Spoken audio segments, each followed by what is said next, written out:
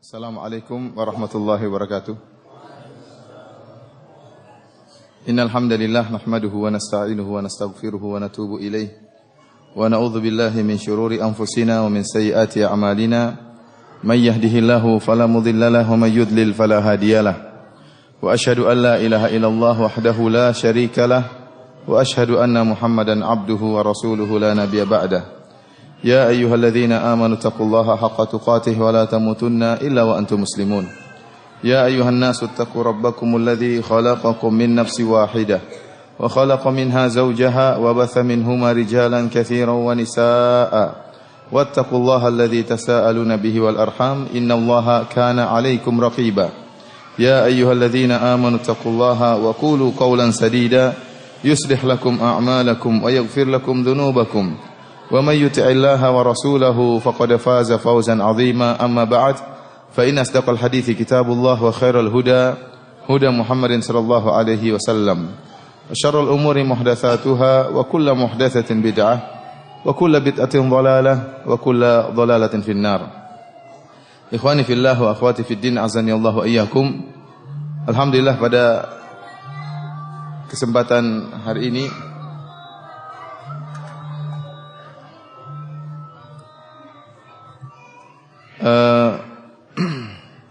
pada kesempatan yang berbahagia ini kita akan mencoba untuk mengupas tentang salah satu firqah dari firqah-firqah yang disepakati oleh para ulama tentang kesesatannya, yaitu firqah Syiah Ar-Rafidhah ya. Sungguhnya barang siapa yang mempelajari buku-buku yang ditulis oleh para ulama sejak zaman dahulu, sejak zaman abad keempat, seperti buku yang ditulis oleh Abu Hasan Al-Asy'ari dalam kitabnya Maqalatul Islamiyyin, yang buku tersebut khusus berbicara tentang firqah-firqah. Demikian juga misalnya kitab Al-Farqu Bainal Firaq karya Abdul Qahir Al-Baghdadi. Demikian juga kitab Al-Fisal fil Milal wan Nihal wal Ahwa karangan Ibnu Hazm rahimahullah. Maka seluruh buku-buku yang berbicara tentang firaq-firaq, tentang firqah-firqah, mereka sepakat menyebutkan bahwasanya Syiah Rafidhah merupakan firqah yang sesat. Merupakan firqah yang sesat karena Syiah Rafidhah ya, agama mereka dibangun di atas kesesatan. Dan kesesatan mereka bahkan telah diingatkan oleh Al-Imam Syafi'i rahimahullahu taala. Al-Imam Syafi'i rahimahullahu taala pernah berkata, "Ma ra'aitu ahadan min ahli al-ahwa ashhada bizur min ar-Rafidhah." Aku tidak pernah melihat seorang pun dari ahlul ahwa, dari pengikut hawa nafsu, yang lebih pendusta daripada orang-orang Rafidhah. Ya, karena agama mereka dibangun di atas kedustaan. Kata Imam Az-Zahabi rahimahullah, syi'aruhum al-kadhib. Syiar mereka adalah kedustaan. Ya. Demikian juga kita nukilkan dari ulama Syafi'iyah yang lain seperti Al-Imam Az-Zahabi yang tadi sudah saya sebutkan perkataannya. Dalam kitabnya yang lain beliau mengatakan, yang menjelaskan akan kerusakan Rafidhah, mereka mengatakan, beliau mengatakan, wal qaum min akdzabin nasi fin naqliyat. Sungguhnya mereka orang-orang Syiah akdzabun nasi fin naqliyat, orang yang paling dusta dalam penukilan. Wa ajhalun nasi fil aqliyat, dan orang yang paling bodoh dalam masalah akal. Walihadza kanu 'indal ulama ajhalat tawaif. Oleh karenanya orang-orang Rafidhah, orang-orang Syiah di sisi para ulama adalah kelompok yang paling bodoh. Waqad dakhala minhum 'ala ad-dini al-fasadu ma la yuhsihi illa rabbul ibad. Dan sungguhnya kerusakan telah masuk dalam agama ini melalui orang-orang Rafidhah, ya, kerusakan yang sangat banyak yang tidak mengetahuinya kecuali Allah Subhanahu wa taala. Al-Imam Az-Zahabi rahimahullah, ulama besar dari mazhab Syafi'i ini, mengingatkan kita akan tiga hal. Yang pertama bahwasanya orang-orang Rafidhah adalah akdzabun nas fin naqliyat, orang yang paling pendusta dalam penukilan. Yang kedua, orang-orang Rafidhah adalah ya, ajhalun nas bil aqliyat, orang yang paling bodoh dalam masalah akal. Akan kita lihat bagaimana kebodohan orang Rafidhah, ya, agama mereka adalah agama yang dibangun dengan perkara-perkara yang tidak masuk akal. Dan yang ketiga, kata Imam Az-Zahabi rahimahullah, bahwasanya kerusakan dalam agama ini sangat banyak terjadi melewati orang-orang Rafidhah, masuk melalui orang-orang Rafidhah. Dan kita akan buktikan perkataan Imam Az-Zahabi rahimahullahu taala ini. Ikhwani fillah wa akhwati fid din azani Allah wa iyyakum. Ya. Pembahasan tentang Rafidhah kita akan berbicara secara umum, kita bagi menjadi dua. Yang pertama yaitu tentang akidah mereka, akidah kaum Rafidhah, yang akidah mereka dibangun di atas kebatilan dan di atas kedustaan. Yang kedua adalah bagaimana tentang kejahatan mereka yang telah mereka lakukan dalam sejarah Islam. Karena kejahatan yang mereka lakukan dibangun di atas akidah mereka yang rusak. Dan apa yang terjadi sekarang ini, pembantaian kaum muslimin, pembantaian ahlu sunnah di Suriah, itu hanyalah salah satu dari buah akidah orang-orang Rafidhah, orang-orang Syiah yang dibangun di atas kebatilan. Sehingga mereka tidaklah membunuh ahlu sunnah di Suriah, bukan hanya sekedar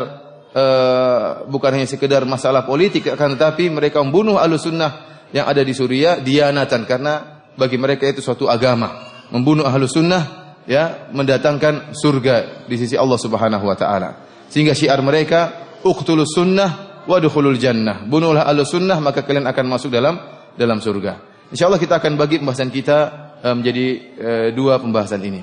Kita mulai dari tentang kerusakan yang mereka lakukan, kejahatan yang mereka lakukan. Ikhwani fillah azanillahu wa iyyakum. Adapun sejarah berdarah yang dilakukan oleh orang Syiah terhadap kaum muslimin, maka sudah sejak dahulu kala. Dan hal ini dibangun di atas keyakinan mereka bahwasanya ahlu sunnah adalah orang-orang yang kafir dan najis. Sebagaimana yang dikatakan oleh ulama besar mereka, yaitu yang bernama Nikmatullahi Al-Jazairi dalam kitabnya Al-Anwar An-Nu'maniyah. Jadi kita tatkala menukil akidah orang-orang Syiah, kita nukil langsung dari buku-buku mereka. Alhamdulillah sekarang buku-buku mereka mudah untuk didapatkan. Bahkan di internet juga ada, bisa kita download dalam bentuk PDF. Dan yang berkesempatan ingin membeli, silakan buku-buku mereka terdapat diperjualbelikan. Bisa beli di Iran, bisa beli di Lebanon, bisa beli di Kuwait, buku-buku mereka di Bahrain. Alhamdulillah sekarang mudah bagi Ahlussunnah untuk menelaah langsung buku-buku mereka. Dan kita tatkala menyebutkan akidah orang-orang Syiah, kita tidak menukil dengan perantara, tidak, tapi kita langsung nukil dari buku-buku mereka. Lihatlah bagaimana keyakinan mereka terhadap Ahlussunnah wal Jamaah. Nikmatullah Al-Jazairi dalam kitabnya Al-Anwar An-Nu'maniyah, dia mengatakan bahwasanya adapun An-Nasibi, yaitu Sunni, jadi mereka menamakan Ahlussunnah dengan Nawasib, penentang Ahlul Bait. Kata dia, pembahasan tentang Nasibi, tentang Sunni, dijelaskan melalui dua perkara. Dia mengatakan al-awwal, yang pertama pembahasan tentang fi bayani ma'na nasib alladhi warada fil akhbar annahu najisun wa annahu syarrun minal yahudi wan nasrani wal majusi wa annahu kafirun najisun bi ijma'i ulama'il imamiyah. Pembahasan pertama tentang siapa yang dimaksud dengan nasibi, yang telah datang dalam banyak riwayat yang menunjukkan bahwasanya nasibi adalah najis, yaitu Sunni adalah najis dan lebih buruk daripada Yahudi, daripada Nasrani dan daripada Majusi, dan bahwasanya seorang Sunni adalah kafir, najis berdasarkan ijma' ulama al-imamiyah, ulama Rafidhah, ulama Syiah al-imamiyah Ithnai Asyariyah. Kemudian dia menjelaskan tentang makna nasibi, dan dia menyimpulkan bahwasanya yang dimaksud dengan nasibi adalah semua orang yang mendahulukan selain Ali di atas Ali. Semua orang yang mendahulukan selain Ali bin Abi Thalib di atas Ali bin Abi Thalib radhiyallahu taala anhu, maka dia adalah nasibi. Bahkan dia berkesimpulan, oleh karenanya kata dia, bahwasanya Abu Hanifah adalah termasuk dari nasibi. Dia mengatakan, wa yu'ayyu hadzal ma'na annal a'immah, yang menunjukkan akan hal ini bahwa semua yang mendahulukan selain Ali terhadap Ali dikatakan nasibi, bahwasanya para imam-imam wa khawasahum, dan juga orang-orang khusus di antara mereka, atlaqu lafdzan nasibi ala Abi Hanifah, mereka menyatakan Abu Hanifah merupakan nasibi, wa amsalihi, demikian juga orang-orang yang semisal dengan Abu Hanifah. Ma'a anna Abu Hanifah lam yakun mimman nasabal adawah li alil bait, padahal Abu Hanifah tidak pernah menunjukkan permusuhan terhadap Ahlul Bait. Bal kana lahum qita'un ilaihim wa kana yuzhir lahum tawaddud. Akan tapi Abu Hanifah Bahkan Abu Hanifah sering menunjukkan ya kasih sayang terhadap Ahlul Bait. Dia tidak pernah memusuhi Ahlul Bait. Akan tapi kenapa dia dikatakan nasibi? Na'am kana yukhalifu ara'ahum wa yaqulu qala Ali wa ana aqul. Akan tapi kenapa? Karena Abu Hanifah menyelisih pendapat-pendapat Ahlul Bait. Dan Abu Hanifah pernah berkata, Ali berpendapat demikian, saya berpendapat demikian. Karena Abu Hanifah tidak mengakui perkataan Ali bin Abi Thalib, ya, maka dikatakan sebagai apa? Nasibi. Oleh karenanya semua orang yang mengatakan Abu Bakar lebih utama daripada Ali bin Abi Thalib, maka dialah nasibi yang dihukumi oleh orang-orang Syiah sebagai orang yang najis, yang kafir, syarrun minal Yahudi wan Nasrani wal Majusi, lebih buruk daripada Yahudi dan Nasrani dan Majusi. Kemudian pembahasan kedua itu tadi pembahasan tentang ta'rif nasibi. Apa sih definisi nasibi? Ya, kita semua termasuk dalam nasibi menurut mereka. Kita termasuk sunnah, ahlu sunnah karena ahlu sunnah menyatakan Abu Bakar dan Umar lebih utama daripada Ali bin Abi Thalib, maka kita dianggap najis oleh mereka. Pembahasan kedua, fi jawazi qatlihim wastibahati amwalihim, tentang bolehnya membunuh mereka ahlu sunnah dan halalnya harta-harta mereka. Dia berkata, ya, wa hukmuhu indahum kal kafiril harbi fi aktsaril ahkam. Bahwasanya hukum seorang nasibi, seorang sunni di sisi para ulama Syiah seperti kafir harbi, seperti orang kafir yang menyerang. Kita tahu orang kafir yang menyerang boleh dibunuh dan boleh diambil apa? Hartanya. Kita itu dianggap kafir harbi menurut orang-orang Syiah. Oleh karenanya mereka menukil suatu riwayat, ya, dari Abu Abdullah. Jadi anehnya orang-orang Syiah ini, buku-buku mereka tidak sampai, riwayat-riwayat mereka kebanyakan tidak sampai kepada Rasulullah.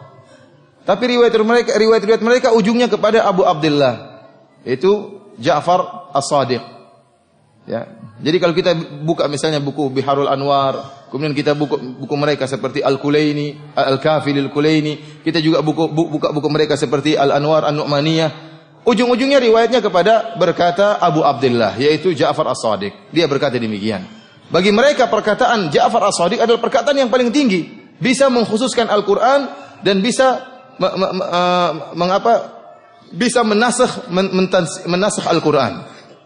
Karena bagi mereka perkataan imam adalah perkataan, ya, yang langsung dari Allah Subhanahu wa taala.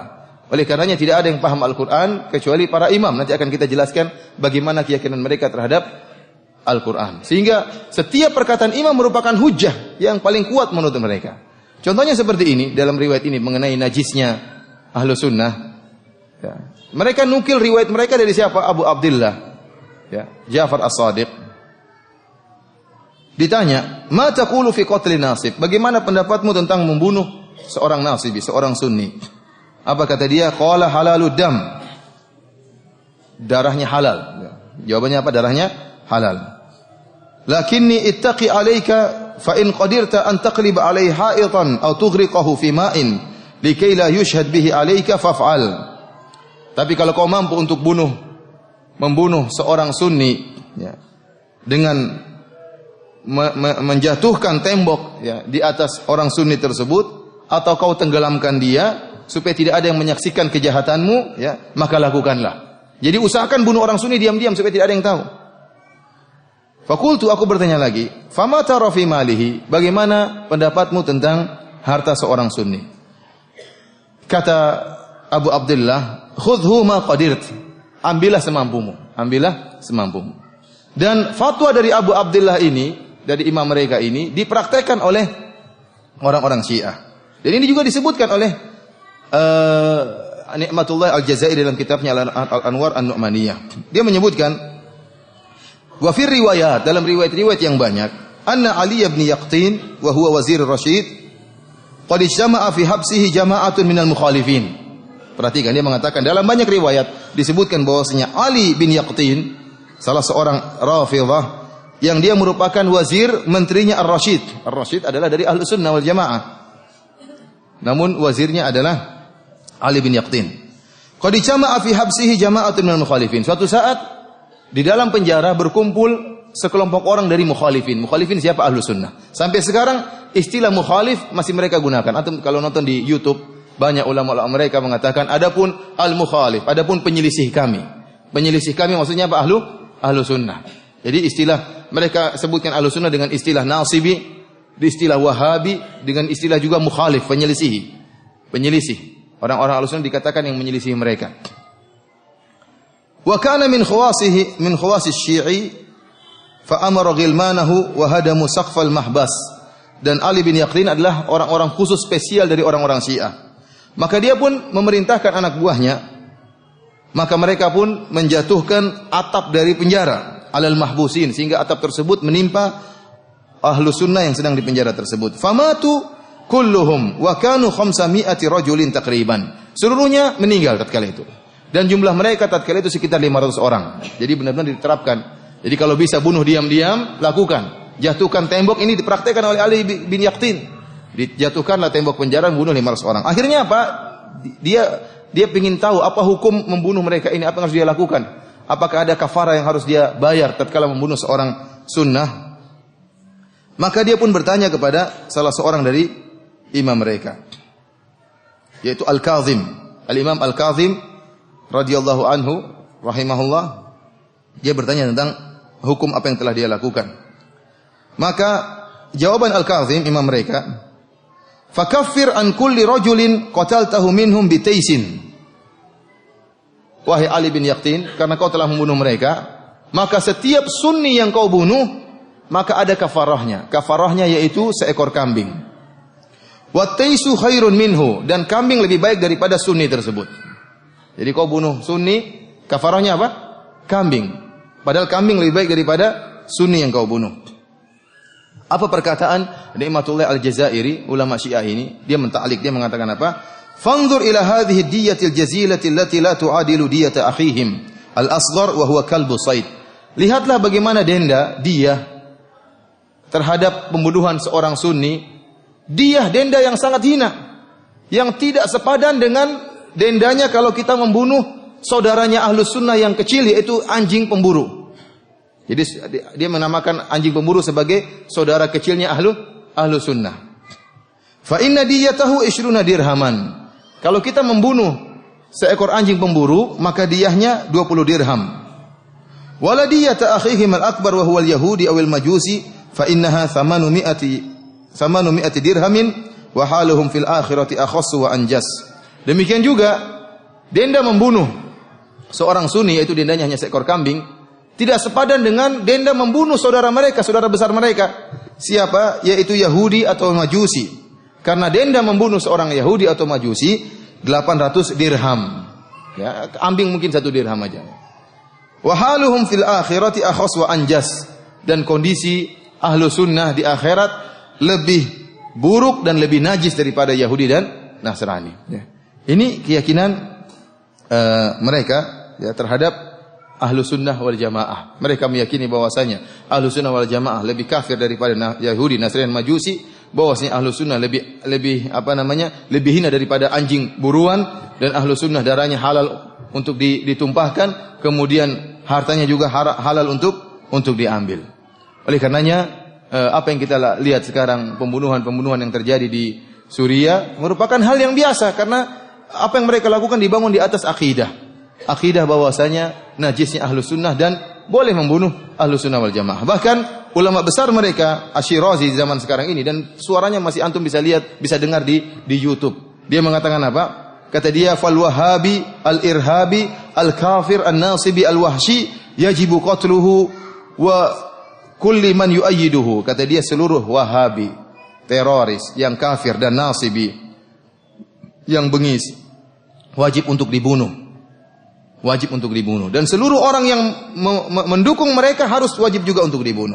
Min rajuliddin, baik orang yang agamis, au ghaira rajuliddin, atau orang yang umum selain orang yang agamis, yajibu qatluhu, wajib untuk dibunuh. Wa man la yaqulu biwujubi qatli haula wa biwujubi qatli muayyidihim fahuwa alaniyatan yakfuru bil Qur'an. Barang siapa yang mengatakan tidak wajib untuk membunuh mereka, orang-orang Wahabi, dan tidak wajib membunuh orang-orang yang mendukung Wahabi, maka dia telah kafir kepada Al-Quran secara terang-terangan. Jadi mereka meyakini bahwasanya Wahabi atau Sunni wajib untuk dibunuh. Karenanya ikhwani fillah akhwati fiddin azani Allah yakum, pada kesempatan bahagia ini kita akan menyebutkan tentang bagaimana sejarah berdarah yang telah mereka goreskan dalam sejarah Islam, bagaimana pembantaian kaum muslimin yang telah mereka lakukan dalam sejarah Islam. Kita mulai dari pembunuhan yang dilakukan terhadap Amirul Mukminin Umar bin Khattab radhiyallahu taala anhu. Dan saya akan menukil sejarah ini dari kitab Al-Bidayah wan Nihayah karangan Al-Hafidz Ibnu Katsir rahimahullah. Saya berusaha menukil perkataan ulama Syafi'iyah dari mazhab Syafi'iyah. Tadi di awal pengajian saya nukil perkataan Imam Syafi'i, kemudian saya nukil perkataan Imam Az-Zahabi yang mereka merupakan sejarawan dari ulama Syafi'iyah. Kemudian sekarang saya nukil dari Al-Hafidz Ibnu Katsir yang seorang ulama yang masyhur yang memiliki tafsir Ibnu Katsir yang alhamdulillah tafsir Ibnu Katsir telah diterjemahkan dalam bahasa kita dan tersebar di kalangan masyarakat. Al-Hafidz Ibnu Katsir memiliki buku sejarah yang berjudul Al-Bidayah wan Nihayah. Ya, yang beliau menjelaskan tentang sejarah-sejarah yang terjadi dalam sejarah Islam. Di antaranya beliau menyebutkan tentang terbunuhnya Umar bin Khattab radhiyallahu taala anhu yang dilakukan oleh Abu Lu'lu'ah Al-Majusi. Kita tahu bahwasanya Umar bin Khattab radhiyallahu taala anhu bukanlah dibunuh oleh seorang Syiah. Karena Syiah di zaman Umar bin Khattab belum ada. Syiah baru muncul di zaman Ali bin Abi Thalib. Di zaman Abu Bakar tidak ada Syiah, di zaman Umar bin Khattab tidak ada Syiah, ya. Di zaman Utsman juga belum ada, sudah mulai muncul di zaman Utsman, ya. Ya, dengan adanya Abdullah bin Sabah, akan tapi nampak begitu besar Syiah tatkala di zaman Ali bin Abi Thalib. Di zaman Umar belum ada. Lantas apa kaitannya pembunuhan Abu Lu'lu' Al-Majusi terhadap Umar? Kenapa kita kaitkan dengan orang-orang Syiah? Kenapa? Karena orang-orang Syiah mendukung pembunuhan Umar bin Khattab radhiyallahu taala anhu. Bahkan mereka mengagung-agungkan Abu Lu'lu' Al-Majusi yang telah berhasil membunuh Umar bin Khattab radhiyallahu taala anhu. Kita tahu bahwasanya, ya, pada tahun 23 Hijriah, Umar bin Khattab radhiyallahu taala anhu dibunuh oleh Abu Lu'lu'ah Fairuz Al-Majusi dengan cara yang penuh dengan cara pengecut. Ya, dia masuk ke dalam Masjid Nabawi tatkala Umar bin Khattab sedang salat subuh. Kemudian Umar bin Khattab radhiyallahu taala anhu, ya, Amirul Mukminin menjadi imam, maka dia salat di rakaat pertama. Abu Lu'lu'ah belum menikam Umar. Salat rakaat pertama, kemudian dia ruku, kemudian dia sujud, kemudian dia bangun lagi di rakaat kedua. Tatkala Umar mulai membaca tilawah di rakaat kedua, ya, Abu Lu'lu'ah menunggu jangan sampai ada jamaah yang terlambat melihat dia ingin menikam Umar sehingga dia tunggu sampai rakaat kedua. Begitu rakaat kedua, maka dia langsung menikam Umar bin Khattab radhiyallahu taala anhu dengan 3 tikaman.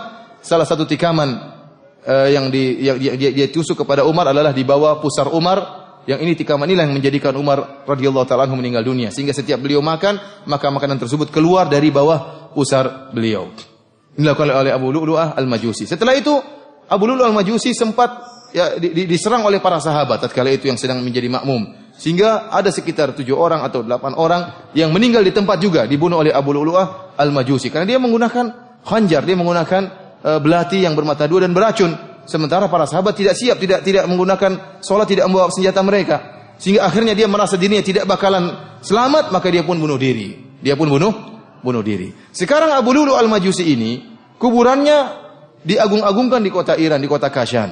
Antum bisa masuk di internet, antum bisa lihat sendiri bagaimana kuburannya. Kemudian ditulis oleh orang-orang Iran dengan Baba Syuja, sang pemberani, sang pahlawan. Mereka benar-benar mengagungkan Abu Lu'lu'ah Al-Majusi. Bahkan mereka sebutkan dalam buku-buku mereka bagaimana Abu Lu'lu'ah Al-Majusi adalah seorang pahlawan yang sangat hebat, ya, yang memiliki jasa yang besar dalam Islam karena telah berhasil membunuh Umar bin Khattab. Karena menurut mereka Umar bin Khattab adalah apa? Adalah tagut dan syaitan. Ya. Umar bin Khattab adalah tagut dan syaitan, dan Abu Lu'lu'ah Al-Majusi telah berhasil berjasa besar membunuh tagut dan syaitan. Akhirnya sekarang orang-orang Iran, orang-orang Syiah Rafidah mengadakan perayaan terbunuhnya Umar bin Khattab radhiyallahu taala anhu. Mereka bahagia dengan terbunuhnya Umar bin Khattab radhiyallahu taala anhu. Sebagaimana mereka merayakan hari kematian Aisyah radhiyallahu taala anha. Antum bisa lihat di YouTube bagaimana Yasir Al-Habib merayakan hari kematian Aisyah. Kenapa dia mengatakan hari ini adalah hari tewasnya Aisyah? Kita bergembira karena Allah memindahkan Aisyah dari dunia menuju neraka jahanam. Kita berbahagia. Ya. Jadi mereka senang dengan meninggalnya tokoh-tokoh para sahabat. Di antaranya Umar bin Khattab radhiyallahu taala anhu. Padahal kita tahu bahwasanya Abu Lu'lu'ah Al-Majusi bukanlah pemberani tapi pengecut. Dia tidak berani berduel dengan Umar bin Khattab radhiyallahu taala anhu, tetapi dia menikam dari belakang. Dia penakut, pengecut, dan dia dengki kepada Umar bin Khattab radhiyallahu taala anhu karena Umar bin Khattab telah menjatuhkan negara Persia, negeri Persia, dan telah memadamkan apinya orang-orang Majusi, sehingga dia pun hasad kepada Umar dan membunuh Umar bin Khattab radhiyallahu taala anhu. Abu Lu'lu'ah Al-Majusi ini jelas orang Majusi. Namun orang-orang Iran, orang-orang Rafidah, menulis tulisan yang banyak menunjukkan Abu Lu'lu' adalah seorang muslim. Seorang muslim memiliki jasa yang besar. Antum masuk dalam website mereka ada. Ini bukan omong kosong. Antum masuk dalam website mereka, antum baca bagaimana mereka membela Abu Lu'lu' al-Majusi. Bahkan mereka berdoa kepada Allah Subhanahu wa taala, Allahumma hsyurna ma'a Abi Lu'lu'. Di antara doa mereka, ya Allah, kumpulkanlah kami di padang mahsyar dengan Abu Lu'lu' al-Majusi. Kita bilang apa? Amin, ya Pak. Amin. Di antara kegoblokan orang-orang Syiah menunjukkan bahlulnya mereka. Kok bisa kuburannya Abu Lu'lu' al-Majusi ada di Iran? Abu Lu'lu' al-Majusi dibunuh di mana? Di Madinah, di Masjid Nabawi, terbunuh. Bunuh diri, bukan terbunuh, bunuh diri. Kok bisa mayatnya sekarang ada di mana? Di Iran. Ya, mereka kirim pakai kargo apa tatkala itu? Tapi demikianlah orang-orang apa? Orang-orang Iran. Agama mereka dibangun di atas khurafat. Sehingga mereka buat ada kuburan Abu Lu'lu' al-Majusi, mereka beribadah di situ, mereka bertawassul dengan Abu Lu'lu' al-Majusi karena mereka anggap Abu Lu'lu' al-Majusi adalah seorang wali di antara wali-wali Allah Subhanahu wa taala. Oleh karena kita katakan kejahatan pertama yang diagung-agungkan oleh orang-orang Syiah adalah terbunuhnya Amirul Mukminin Umar bin Khattab radhiyallahu taala anhu. Dan subhanallah, kalau antum lihat bagaimana kekejian mereka terhadap Umar bin Khattab radhiyallahu taala anhu. Umar bin Khattab radhiyallahu taala adalah seorang yang luar biasa. Pemberani, seorang yang hebat, tokoh kaum muslimin, ya. Dan para sahabat pun demikian. Namun orang-orang Rafidhah ya menggambarkan tentang Umar sebaliknya. Umar dikatakan sebagai bencong, ya, sebagai orang yang homoseksual. Ya. Ini dalam buku-buku mereka. Kadang kalau kita baca perkataan mereka kita tidak kuat karena saking buruknya perkataan mereka terhadap Umar bin Khattab radhiyallahu taala anhu. Kita tahu dalam hadis-hadis bagaimana Umar bin Khattab radhiyallahu taala anhu, kemuliaan Umar sangat banyak. Ya, Umar bin Khattab beberapa kali idenya disepakati oleh Allah. Allah turunkan ayat-ayat sesuai dengan idenya Umar bin Khattab radhiyallahu taala anhu. Kemudian bagaimana hebatnya Umar sehingga para sahabat mengatakan kami tidak pernah bisa sholat di Masjid Haram kecuali setelah Islamnya Umar bin Khattab radhiyallahu taala anhu. Bahkan Rasulullah SAW berdoa, ya Allah, masukkanlah Umar ke dalam Islam.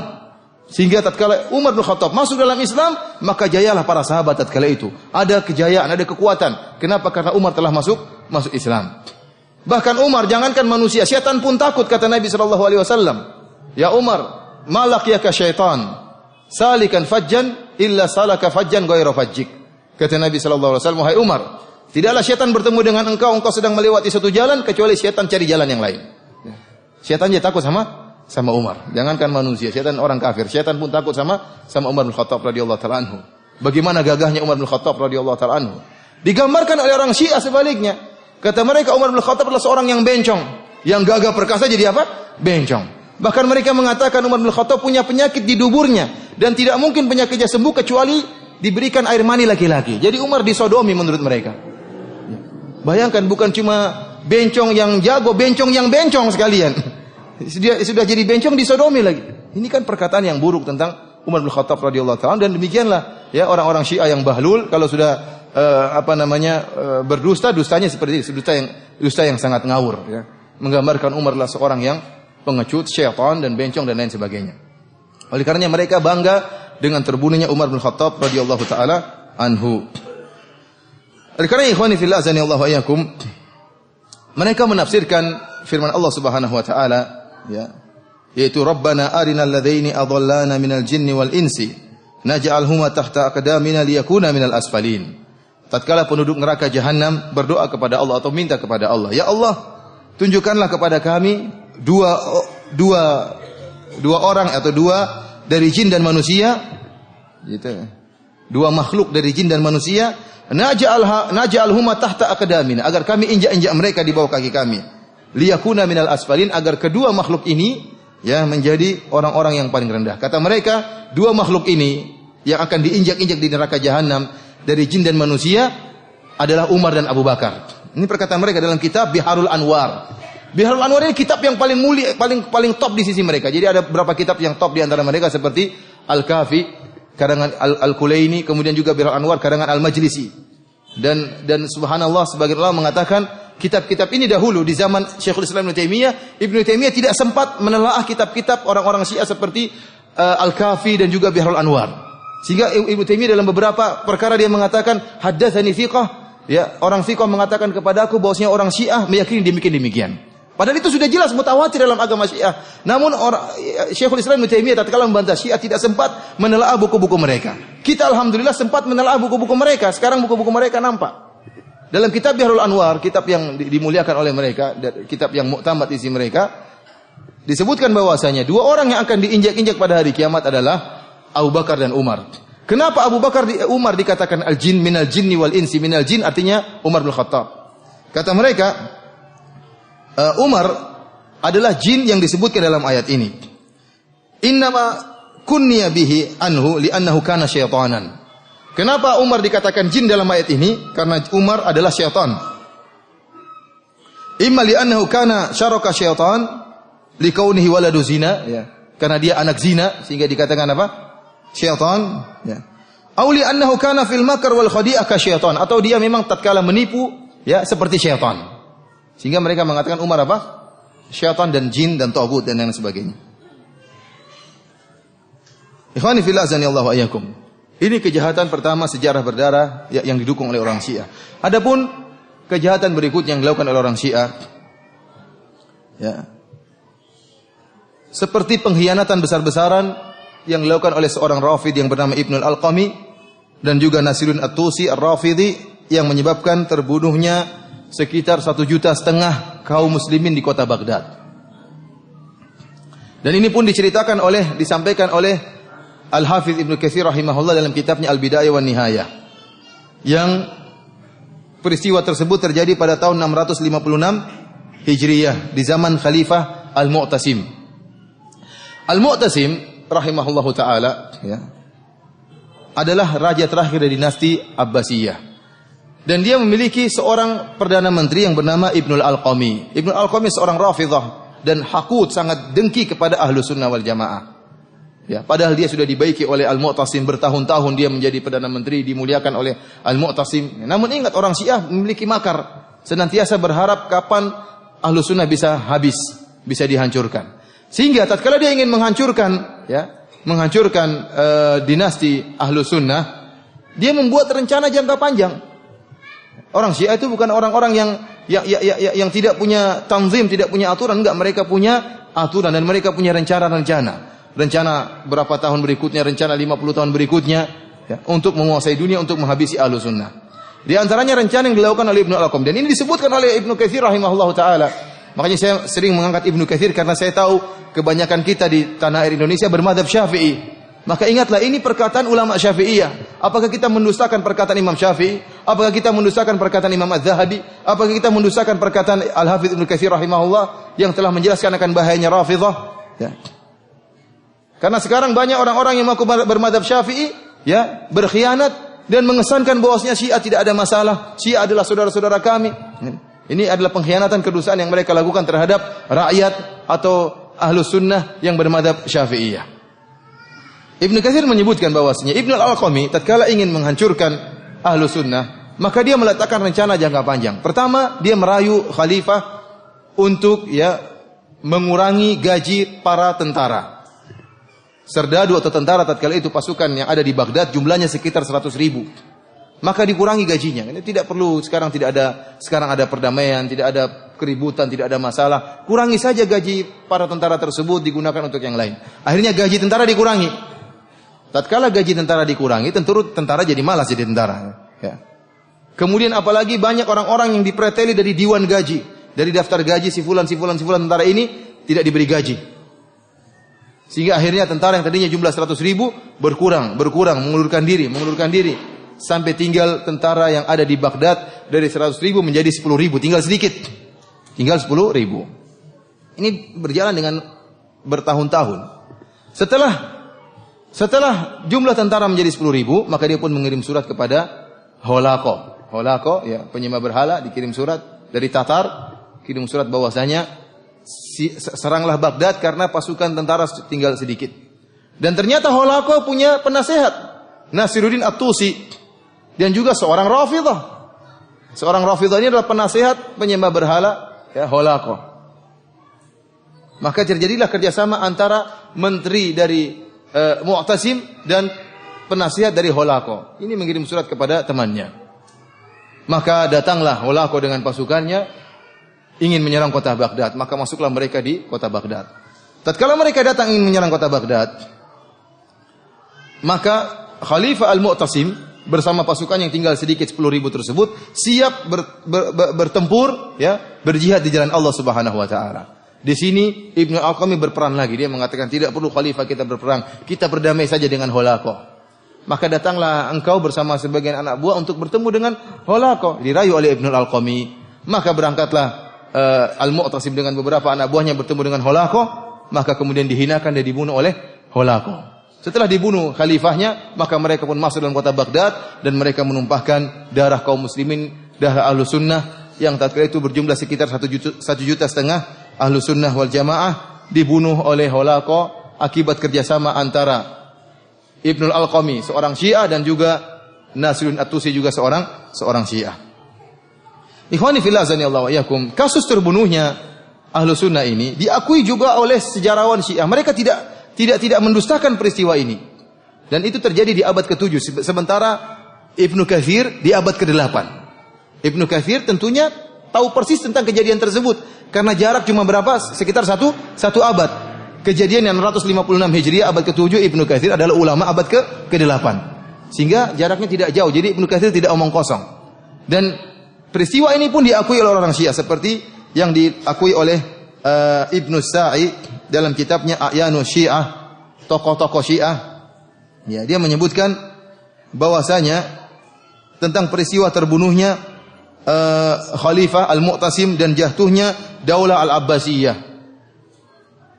Dia mengatakan, "Wa sababuhu anna wazir al-Khalifah Muayyiduddin Ibnu Al-Alqami kana Rafidhiyan wa kana min ahli al-Karkh." Dia mengatakan sebab jatuhnya negara Abbasiyah karena menteri sang khalifah yang bernama Ibnu Al-Alqami. Kemudian dia melakopi Ibnu Al-Alqami yang mengatakan Muayyiduddin, penolong agama Ibnu Al-Alqami. Kana Rafidhiyan, dan dia adalah seorang Rafidhah. Dia seorang apa? Rafidhah. Ini yang mengatakan demikian siapa? Adalah sejarawan Syiah sendiri. Yang orang ini sejarawan Syiah Ibnu Sa'i ini meninggal pada tahun 674 Hijriah. Peristiwa terjadi 656 Hijriah, dia meninggal 674 Hijriah. Jadi dia benar-benar mengetahui kejadian tersebut.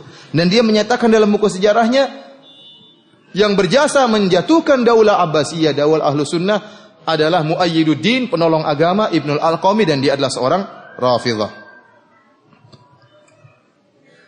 Demikian juga Al-Khumaini. Al-Khumaini mengganggu-ganggukan Nasiruddin At-Tusi. Dalam kitabnya Al-Hukum Al-Islamiyah, Al-Khumaini berkata, "Wa yash'urun nasu bil khasara aidan bi fuqdanil hawajah Nasiruddin At-Tusi." Sungguhnya masyarakat atau manusia merasa rugi dengan hilangnya tokoh ulama Nasiruddin At-Tusi.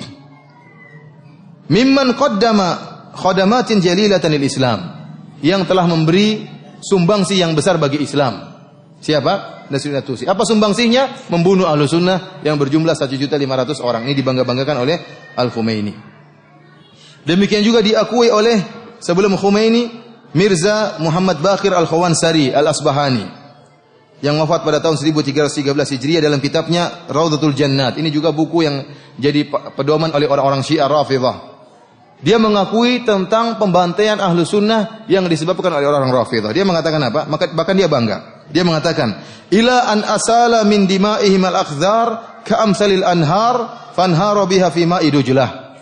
Kata dia, sampai akhirnya tertumpahkanlah darah ahlu sunnah yang kotor sebagaimana mengalirnya sungai-sungai. Fanhara biha fi ma'i Dujlah, maka kemudian darah-darah kotor tersebut tenggelam dalam sungai Dujlah. Wa minha ila nari jahannam daril bawar. Kemudian setelah darah-darah yang kotor tersebut masuk di sungai Dujlah, nanti akhirnya akan lari ke dalam neraka Jahannam. Ya, jadi dia bangga dengan terbunuhnya ahlu sunnah, dan dia mengatakan mereka 1.500.000 orang tersebut semuanya akan masuk dalam neraka Jahannam. Demikian juga dia memuji Nasiruddin At-Tusi, ya, karena pembantaian ini merupakan kerjasama antara Ibnu Al-Alqami dengan Nasiruddin At-Tusi. Dia mengatakan, "Faraggabahul muhaqqiq qaddasa sirrahu fi taskhiri Iraqil Arab fa azama Halaku Khan ala fathi Baghdad." Kata dia, "Faraggabahul muhaqqiq." Maka al-muhaqqiq, seorang alim Nasruddin At-Tusi kemudian memprovokasi Holako untuk menyerang kota Baghdad. Dan dia akui. Dia bilang Nasruddin At-Tusi adalah apa? Tokoh yang muhakkik, orang alim yang telah memprovokasi Holako untuk membunuh Ahlus Sunnah di Baghdad. Dia banggakan hal ini. Ini menunjukkan bahwasanya orang-orang Syiah bangga dengan terbunuhnya Ahlus Sunnah wal Jamaah. Ikhwani fillah azanillahu ayakum. Dan tentunya masih banyak kejadian-kejadian, sejarah-sejarah berdarah yang dilakukan oleh orang Syiah terhadap Ahlus Sunnah wal Jamaah. Antum bisa buka dalam buku-buku sejarah. Sering terjadi berulang-ulang, ya, pembantaian-pembantaian Ahlus Sunnah wal Jamaah. Dan sekarang kita lihat buktinya zaman sekarang ini, pembantaian Ahlus Sunnah wal Jamaah di Iran, di Irak, ya. Kemudian yang sekarang parah-parahnya di Suriah, ya. Luar biasa bagaimana Ahlus Sunnah dibunuh, tidak mengenal apakah, tidak membedakan antara orang tua dengan anak-anak, wanita, ya. Semuanya dibunuh, wanita diperkosa kemudian dibunuh, ya, anak-anak dicincang, orang tua dibunuh. Mereka tidak peduli karena bagi mereka membunuh Ahlus Sunnah adalah pahala yang mendapatkan pahala yang besar dan masukkan mereka ke dalam surga. Namun ikhwani fillah azanillahu wa iyyakum, alhamdulillah dengan terjadinya pembantaian Ahlus Sunnah di Suriah, ya, ini ada hikmah yang luar biasa yang saya lihat.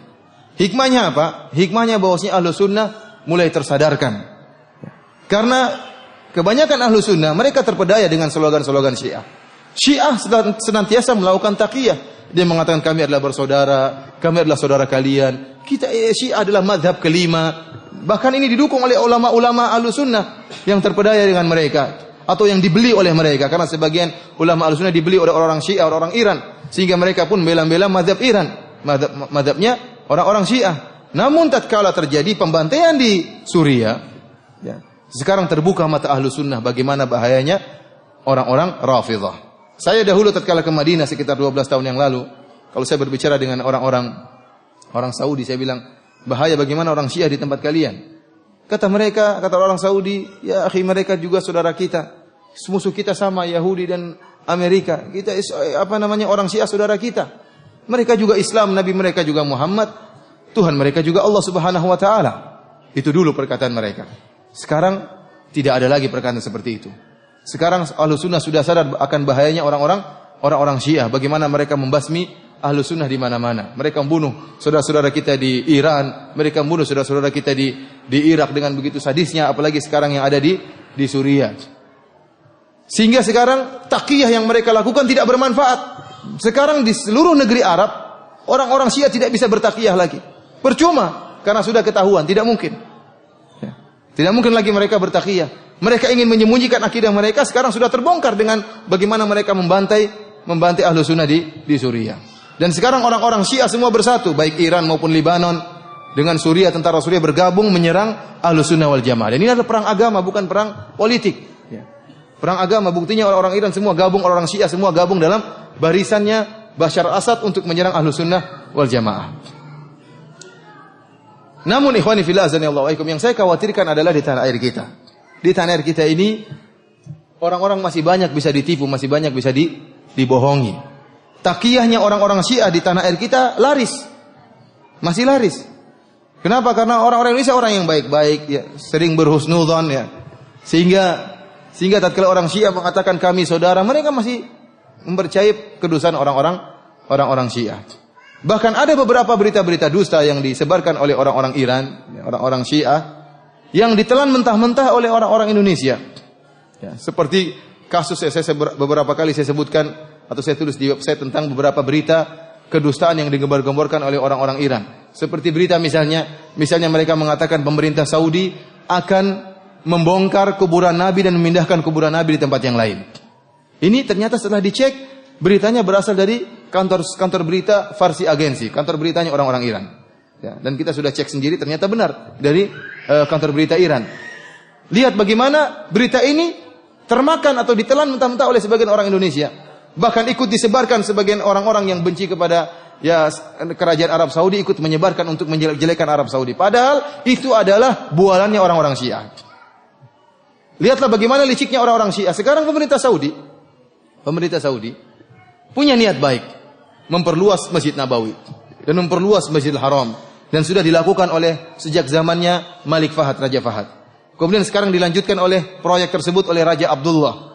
Maka ingin memperluas Mekah, dan sekarang kita bisa lihat bagaimana perluasan Mekah, proyek raksasa yang luar biasa demi berkhidmah kepada kaum muslimin. Dan di antaranya juga akan terjadi proyek pelebaran Masjid Nabawi, dan saya dengar akan dikerjakan setelah pelaksanaan ibadah haji, karena sekarang belum mulai dikerjakan, dan itu memerlukan biaya yang sangat luar biasa, dan semuanya dilakukan demi khidmah kepada kaum muslimin. Bukankah ini kebaikan kerajaan Arab Saudi?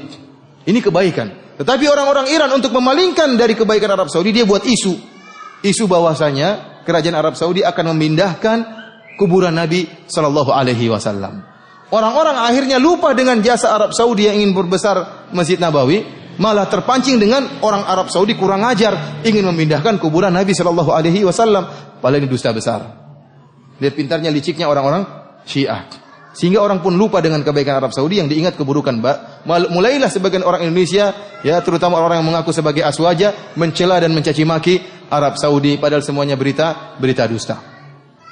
Di antara berita dusta yang mereka sebarkan pula, contohnya mereka mengatakan, ya, Arab Saudi telah menghapus Israel dari daftar musuh. Ini tersebar pula, ternyata dicek dari kantor berita Iran juga. Ya. Kata mereka Arab Saudi menghapus daftar Israel dari daftar musuh. Sekarang saya tanya, sejak kapan Arab Saudi punya daftar musuh dan daftar teman? Kemudian daftar musuhnya dihapus. Tidak ada, ini kebohongan saja. Kemudian kalau Arab Saudi ingin menghapus Israel dari daftar musuh, ngapain dia sebut-sebutkan? Lihat Israel sekarang jadi teman kita. Ini nggak benar seperti ini. Luar biasa, ini kedustaan, tapi dimakan telan-telan, dimentah-mentah oleh orang-orang, sebagian orang-orang Indonesia. Sementara dengan isu seperti ini, seakan-akan orang Arab Saudi tidak punya jasa sama Palestina. Ini dusta besar. Orang Arab Saudi, satu orang saja kalau nyumbang kepada rakyat Palestina bisa bermiliar-miliar. Satu orang saja dari pedagang di Arab Saudi. Ya.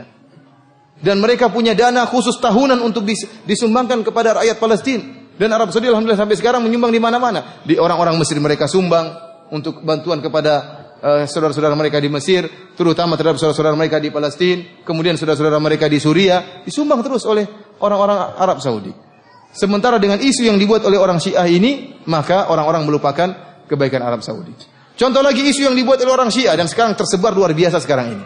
Bahwasanya orang-orang Wahabi takfiri, suka mengkafirkan kaum muslimin dan bengis, menumpahkan darah, sampai dibuatlah sebuah buku, ya, yang menulis tentang sejarah berdarah sekte Wahabi. Menggambarkan orang yang baca buku itu berkesimpulan bahwasanya orang-orang Wahabi bengis, suka membunuh kaum muslimin. Ini dusta yang sangat konyol dan super konyol. Sekarang tanya sama jemaah haji dan jemaah umrah, apakah mereka kalau pergi ke Arab Saudi melaksanakan ibadah haji ketakutan akan dibunuh oleh orang-orang Arab Saudi? Tanya sama mereka, apakah mereka ketakutan kalau ke sana? Bukankah Arab Saudi merupakan sumbernya Wahabi? Apakah mereka bengis membunuh kaum muslimin, menumpahkan darah kaum muslimin, ataukah sebaliknya mereka malah mengeluarkan dana untuk berkhidmah kepada kaum muslimin?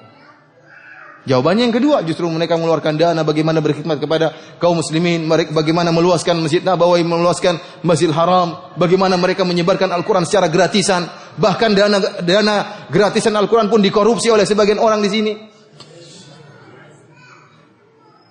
Sampai saya ketemu sama sebagian orang Saudi, dia mengatakan, bagaimana Aceh sekarang? Apakah mereka sudah bisa bangun rumah? Saya bilang, kayaknya belum. Sampai orang Saudi mengatakan, ya akhi, dana kalau yang kita sumbangkan itu semua dimanfaatkan, itu mereka sudah bisa bangun rumah. Enggak tahu di mana, disunat di mana dananya. Ya, artinya, subhanallah. Jadi isu yang berkembang luar biasa. Ya. Kita bukan dalam rangka kita ingin menyampaikan kenyataan. Arab Saudi adalah negara Islam, ya, yang penuh dengan kekurangan. Tetapi secara global kebaikan mereka masih lebih banyak. Ya. Kemudian mereka adalah satu-satunya negara yang menegakkan hukum Islam. Tidak ada negara lain seperti negara Arab Saudi di mana kemaksiatan tidak bebas. Antum ke Madinah, ke Mekah, alhamdulillah tidak ada namanya tempat perzinahan, tidak ada namanya tempat minum bir atau dan lain sebagainya. Antum masuk dalam supermarket, antum mendengar bacaan murattal Al-Qur'an. Ya, di sini mana ada seperti itu? Akan tapi luar biasa bagaimana isu yang dibuat oleh orang Iran. Di antara isu yang dibuat oleh orang Syiah juga, seperti misalnya mereka mengatakan ada seorang Wahabi yang naik di atas kubah hijaunya Nabi dan ingin menghancurkan kubah hijau, akhirnya terkena petir. Akhirnya mati di atas kubah hijau tersebut, sampai sekarang mayatnya masih ada di atas. Tidak ada yang berani turunkan. Ini dusta yang sangat konyol. Kalau ingin menghancurkan kubah, ngapain manjat kubah? Orang goblok yang manjat kubah ingin ngelepasin yang nggak bisa, pinginnya dari bawah hancurin. Dan orang yang ke Madinah tidak ada mayat di atas itu. Itu hanya kedustaan, tapi disebarkan juga oleh sebagian kaum muslimin termakan dengan kedustaan ini. Oleh karena ikhwani fillah azanillahu, kita ini di sini masih termakan dengan berita. Kita sampai berita kepada kita dengan bentuk yang tidak benar. Sebagai contoh misalnya kita bicara dengan Qaddafi.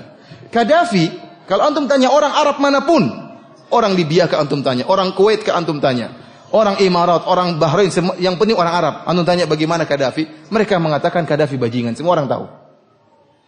Kenapa? Betapa bengisnya Qaddafi membunuh orang-orang yang multazim, orang-orang yang istiqomah dibunuh, ya. Dibasmi, dibunuh di penjara. Bahkan teman saya orang Libya mengatakan, kami tidak bisa sholat 5 waktu di satu masjid. Kalau sampai kami sholat 5 waktu satu masjid pasti ditangkap. Jadi sholat duhur di masjid ini, sholat asar tempat lain, sholat maghrib di masjid yang lain. Kenapa? Karena bahayanya apa? Intel-intelnya orang-orang Qaddafi. Tetapi Qaddafi sampai di tanah air kita pahlawan luar biasa. Bagaimana berita bisa apa? Bisa merubah ya, kenyataan yang ada. Padahal antum tanya orang Arab manapun, karena orang Arab tidak bisa dibohongi. Karena berita dengan apa? Bahasa Arab. Di sini semuanya bisa berubah. Bisa dijadikan pahlawan, penjahat dikatakan pahlawan. Ya. Kenapa? Karena Indonesia mudah termakan dengan isu-isu berita yang ada kebohongan. Oleh karena yang saya khawatirkan tentang masalah Syiah adalah di tanah air kita. Karena rakyat kita, ya karena ketidaktahuan dan karena sifat mereka yang husnudzon berbaik sangka, masih bisa dibohongi oleh orang-orang Syiah. Namun, ya kalau terjadi sesuatu, maka akan nampak kebusukan orang-orang Syiah. Kita lihat sekarang orang Syiah sekarang, mereka jumlah mereka masih sedikit, mereka sudah berani ya mengancam ahlu sunnah. Seperti Jalaluddin Rahmat mengatakan, apakah ya kita akan memindahkan konflik Irak ke Indonesia? Ini jumlah mereka masih sedikit, mereka sudah berani berkoar-koar. Bagaimana kalau jumlah mereka banyak? Oleh karena saya waktu ceramah di PTIK, di sekolah perwira polisi, saya sampaikan kepada salah seorang yang bintang 1 ya, Brigjen atau ya, saya katakan kepada dia, tidak mungkin kita akan meraih perdamaian di tanah air kita kalau orang-orang Syiah berkembang. Mustahil. Kenapa? Kalau muncul orang-orang Syiah, kemudian mereka mengatakan Abu Bakar terlaknat, Umar terlaknat, Aisyah pezina, apakah orang Islam akan diam-diam saja? Tidak mungkin. Pasti terjadi pertumpahan darah. Ibu kita saja kalau dibilang pezina kita ngamuk, apalagi istrinya Nabi SAW. Kalau ada orang Syiah mengatakan Al-Quran lagi tidak sah, Al-Quran ada perubahan, kira-kira orang-orang akan diam? Mustahil akan diam. Mungkin ada yang dibayar oleh orang Syiah, orang-ulama Ahlussunnah dibayar, kemudian dia diam, tapi orang-orang awam yang tidak dibayar akan ngamuk. Dan tidak semua ulama mau dibayar oleh orang Syiah. Dan pasti akan terjadi pertumpahan darah. Mustahil tidak terjadi pertumpahan darah. Mau mengatakan orang Syiah disuruh diam, mustahil mereka akan diam karena mereka menyebarkan agama mereka, menyebarkan akidah mereka. Ikhwani fillah azanillahu wa iyyakum, di antara kejahatan orang Syiah adalah kejahatan yang mereka lakukan di Haramain. Al-Haramain yaitu di Masjid Nabawi dan Masjidil Haram. Kenapa mereka berani melakukan kejahatan di Masjidil Haram dan Masjid Nabawi? Karena memang mereka menganggap Masjidil Haram dan Masjid Nabawi kurang bernilai. Ini di antara yang perkataan Ibnu Taimiyah tadi dalam kitab Minhajus Sunnah. Ibnu Taimiyah mengatakan, akhbarani fiqh, ada seorang yang terpercaya mengatakan bahwasanya orang-orang Syiah mengagungkan Karbala lebih daripada Haramain. Ibnu Taimiyah rupanya tidak tahu buku-buku, tidak sampai kepada dia buku-buku orang Syiah. Padahal riwayat tentang Karbala lebih afdal daripada Haramain ini riwayat yang mutawatir, terlalu banyak dalam buku-buku mereka. Dan antum bisa lihat di YouTube ya. Saya pernah lihat di YouTube bagaimana ceramah-ceramah mereka tentang Karbala. Dan antum bisa masuk dalam website mereka bagaimana keutamaan tanah Karbala. Di antaranya saya sebutkan suatu riwayat ya. Qala Ja'far As-Shadiq, dialah Abu Abdullah, dia mengatakan tentang keutamaan tanah Karbala. Inna ardal Ka'bah qalat, sungguhnya tanah Ka'bah yaitu tanah yang di atasnya Ka'bah berkata, man misli wa qad buniya baitullahi ala dhahri. Siapa yang seperti saya? Telah dibangun rumah Allah di atas saya. Ya'tini nasu min kulli fajin amik. Orang-orang telah datang kepada saya dari segala penjuru dunia ini. Wa ju'iltu haramallahi wa amnahu. Dan aku dijadikan sebagai tanah suci. Ini ceritanya kata Ja'far bahwasanya tanah Ka'bah lagi pamer, lagi sombong. Apa kata Ja'far? Fa'auhallahu ilaiha, an kuffi wa qarri. Maka Allah Subhanahu wa taala pun memberi wahyu kepada tanah Ka'bah, diamlah kamu, jangan banyak omong, diam. Ma fadlu ma fudilti bihi fima a'taitu Karbala illa bi manzilatil ibrah ghurisat fil bahr fahamalat min ma'il bahr. Kata Allah Subhanahu wa taala, wahai Ka'bah, wahai tanah Ka'bah, tidaklah keutamaanmu dibandingkan dengan keutamaan Karbala kecuali seperti jarum yang dimasukkan ke dalam lautan, kemudian dicabut jarum tersebut, keutamaanmu itulah di jarum tadi. Adapun lautan adalah keutamaan apa? Karbala. Walaula turbatu Karbala ma faddaltuki. Kalau bukan karena tanah Karbala, saya tidak akan muliakan engkau wahai tanah Ka'bah. Walaula man tadammanahu ardu Karbala ma khalaqtuki, wahai tanah Ka'bah. Kalau bukan karena di Karbala ada Husain dikubur di tanah Karbala, saya tidak akan memuliakan, tidak akan menciptakan engkau wahai siapa? Wahai tanah Ka'bah. Ini subhanallah. Ini tertulis dalam buku-buku mereka, jelas bahwasanya tanah Karbala lebih afdal daripada tanah Ka'bah. Bahkan saya pernah dengar ceramah di YouTube dari salah seorang ulama mereka dia mengatakan apa? Dia mengatakan tanah Karbala afdal dan lebih suci daripada tanah suci Mekah. Kenapa? Tanah suci Mekah kalau didatangi jemaah haji terasa sempit. Tapi kalau tanah Karbala dia bisa melebar, jadi tanahnya bisa melar. Apa? Ini bahlul sama orang siapa? Khurafat isinya. Kemudian kenapa Allah mengatakan kalau bukan tanah Karbala saya tidak akan ciptakan engkau wahai tanah Ka'bah? Yang duluan disucikan tanah Ka'bah atau tanah Karbala? Tanah Ka'bah. Karbala belakangan jadi suci. Kalau Husain dikubur di situ baru jadi suci. Husain kapan meninggalnya? Jauh. Tahun sekitar 80-an Hijriah. Tapi sebelumnya tanah Ka'bah bagaimana? Kata dia dalam riwayat ini, kalau bukan ada Husain, saya tidak akan ciptakan engkau. Kalau bukan ada Husain dikubur di tanah Karbala, saya tidak akan ciptakan engkau wahai tanah Ka'bah. Ini khurafat yang luar biasa. Di antaranya mereka berkata tentang menziarahi kuburan Husain di Karbala lebih afdal daripada haji. Kata mereka dalam riwayat mereka, dalam kitab Furu' al-Kafi, ya, dikatakan, inna ziyarata qabril Husain ta'dilu 20 hajjah wa afdal min 20 umrah wa hajjah. Sungguhnya menziarahi kuburan Husain itu sama dengan 20 kali haji. Wa afdal, dan lebih baik daripada 20 umrah wa hajjah, dan afdal daripada 20 umrah dan haji. Ada seorang yang berkata kepada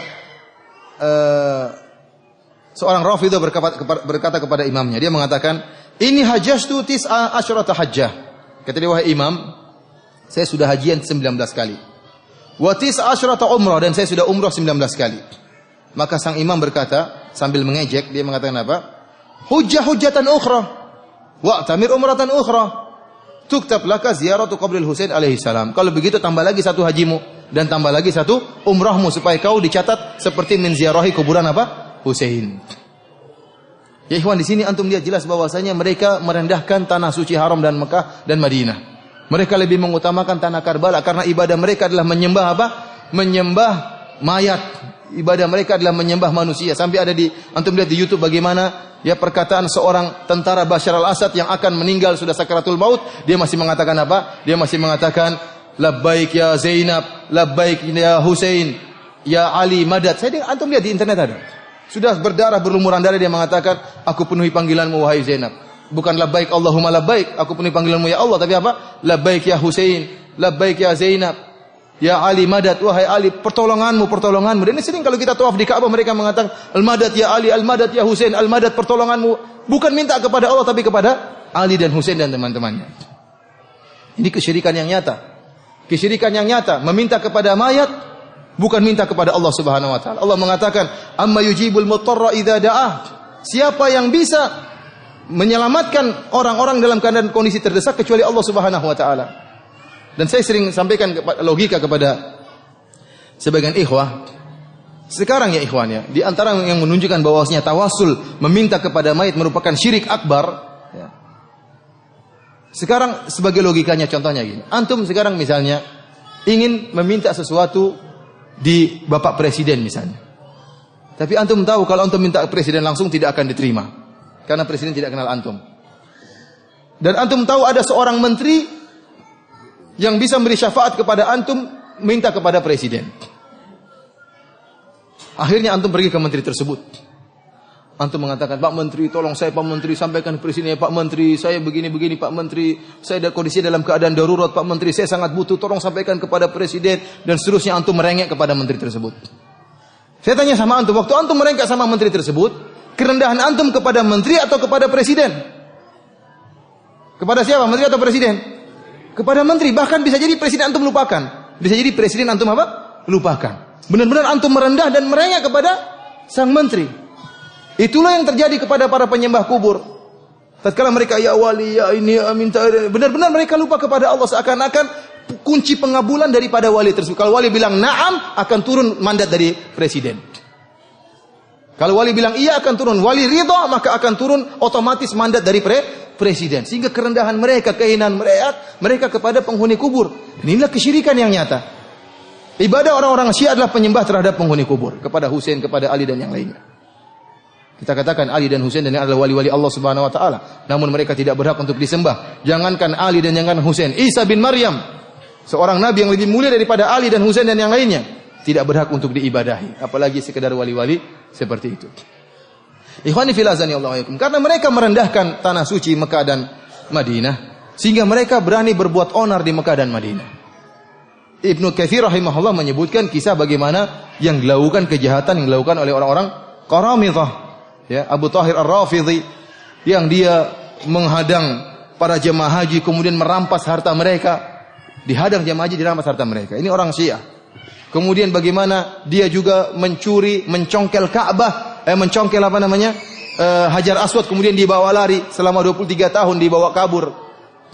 Sampai tatkala ada seorang atau raja dari Mekah kemudian minta agar dikembalikan Hajar Aswad tersebut dengan memberikan uang kepada dia, tidak mau, bahkan diperangi dan dibunuh raja tersebut. Namun akhirnya tatkala mereka terus mendapatkan bencana dan bencana dan bencana, akhirnya dikembalikanlah Hajar Aswad tersebut ke Ka'bah. Kemudian yang terjadi di zaman sekarang ini juga, ya, seperti yang disebutkan oleh berita Arab Saudi, ya, pada tahun 1406 Hijriah atau tahun 1986 Hijriah, ya, televisi Saudi menyebutkan tentang gambar-gambar dinamit yang dibawa oleh orang-orang Syiah Rafidhah. Ya, mereka ingin buat makar bagi jemaah haji. Namun ketangkap oleh apa? Pemerintah Arab Saudi. Di antaranya juga seperti kasus terowongan Mina yang menyebabkan banyak orang terbunuh. Yang melakukan siapa? Orang Rafidhah juga. Yang buat gas sehingga membuat orang gaduh dan kalang kabut sehingga banyak yang bertindis-tindisan akhirnya meninggal dunia. Kemudian juga di masa depan. Di masa depan kalau Imam Mahdi mereka keluar, juga sangat-sangat apa yang akan dia lakukan terhadap jemaah haji di Mekah dan di Madinah. Disebutkan dalam buku mereka, dalam kitab Al-Ghaibah Lit-Tusi, dia mengatakan, "Idza qamal Mahdi hadamal Masjidil Haram." Kalau Mahdi muncul, dia akan hancurkan Masjidil Haram. Wa qata'a aydiya Bani Syaibah wa 'allaqaha bil Ka'bah, dan dia akan memotong tangan-tangan Bani Syaibah. Bani Syaibah adalah yang sampai sekarang masih bertugas menjaga Ka'bah. Ya, dari sejak zaman Nabi sampai sekarang.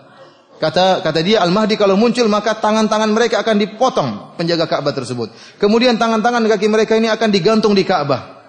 Dan akan ditulis pada gantungan tangan dan kaki mereka itu, haula'i saraqatul Ka'bah, mereka ini pencuri Ka'bah. Nanti bayangan kalau keluar Mahdi, sangar. Ya, masjid dihancurkan oleh dia. Dalam riwayat yang lain, dalam kitab Al-Ghaibah lil Maqdisi, demikian juga Biharul Anwar, dikatakan, innal qa'im yahdimu al-Masjidil Haram hatta yaruddahu ila asasihi. Bahwasanya Mahdi akan menghancurkan Masjidil Haram sampai dikembalikan kepada pondasinya. Artinya benar-benar dihancurkan. Jadi mereka ini hasut sama siapa? Sama pemerintah Saudi, ya. Jadi pemerintah Saudi sudah bangun Masjidil Haram, sudah diperluas, itu akan dihancurkan nanti semuanya sama siapa? Imam Mahdi mereka. Dikembalikan kepada pondasinya. Sadis banget ini.